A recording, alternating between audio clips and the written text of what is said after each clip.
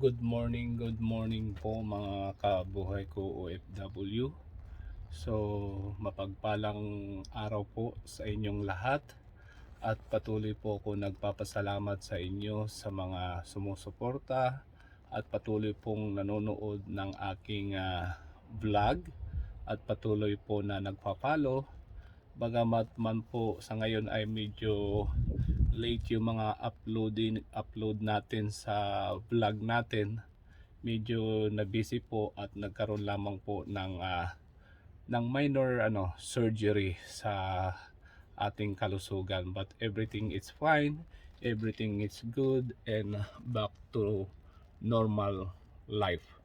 So ngayon po katatapos lamang po natin magtrabaho sa ating regular job at ako po ngayon ay bumisita dito sa bagong client namin sa aming cleaning and lawn care businesses.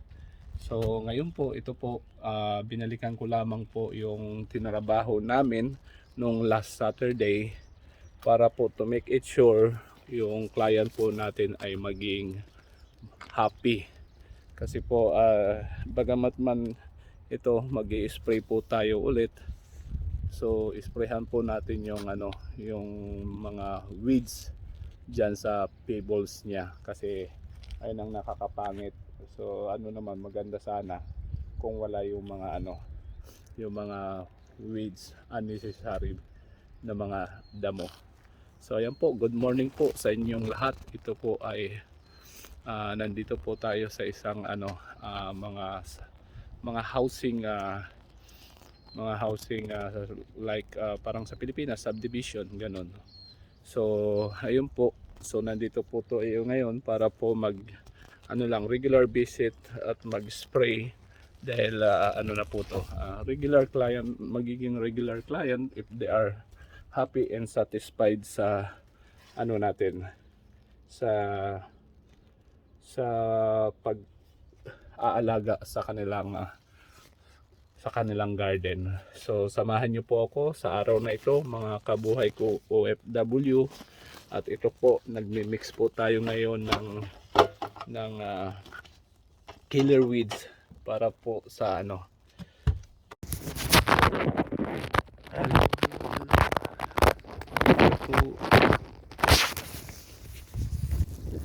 Hello po mga kabuhay OFW, ito po i-spray po tayo rito. Ayan po, katatapos lamang po. So ayan po yung natin, yung trabaho natin ngayon after my full time job. Nandito po tayo sa natin sa lawn care and cleaning business. So maraming salamat po sa inyong pagsuporta at patuloy na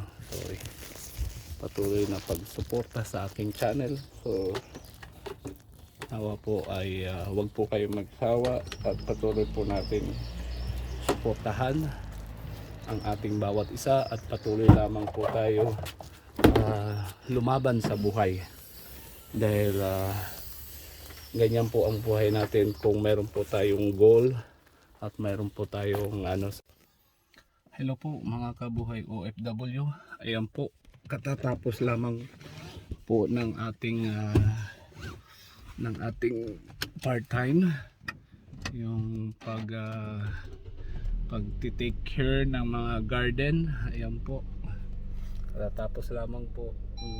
So ngayon po ay pauwi na po tayo at para naman po maghatid sa ating misis.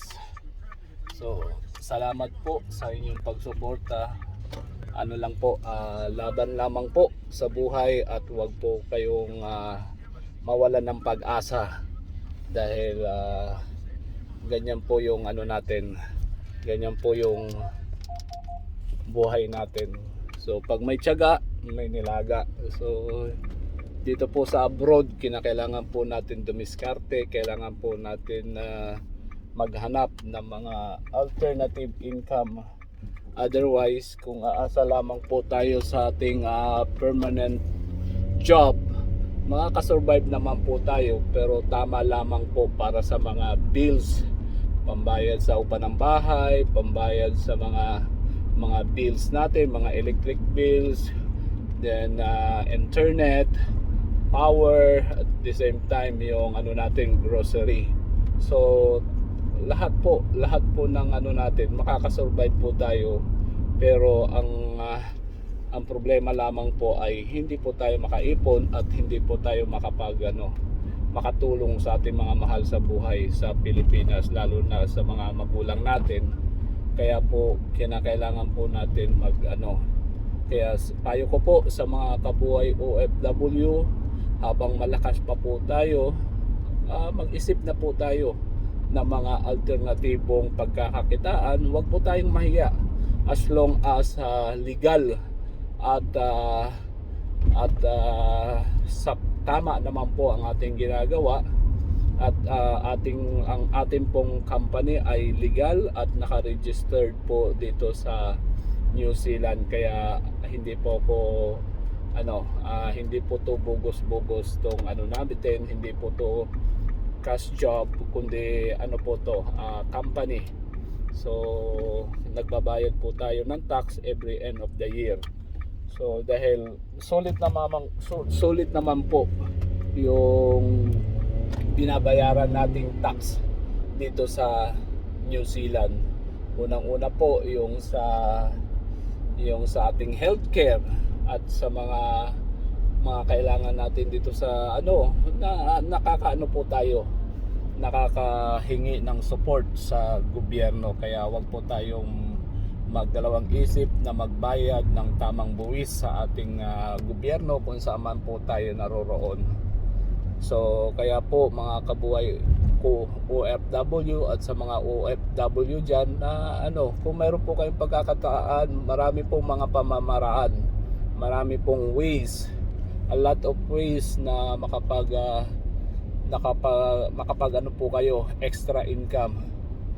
So excuse me po, sorry po. So lamang po, basta laban lamang po tayo sa buhay at wag po mawawalan ng pag-asa, dahil habang nabubuhay po tayo, may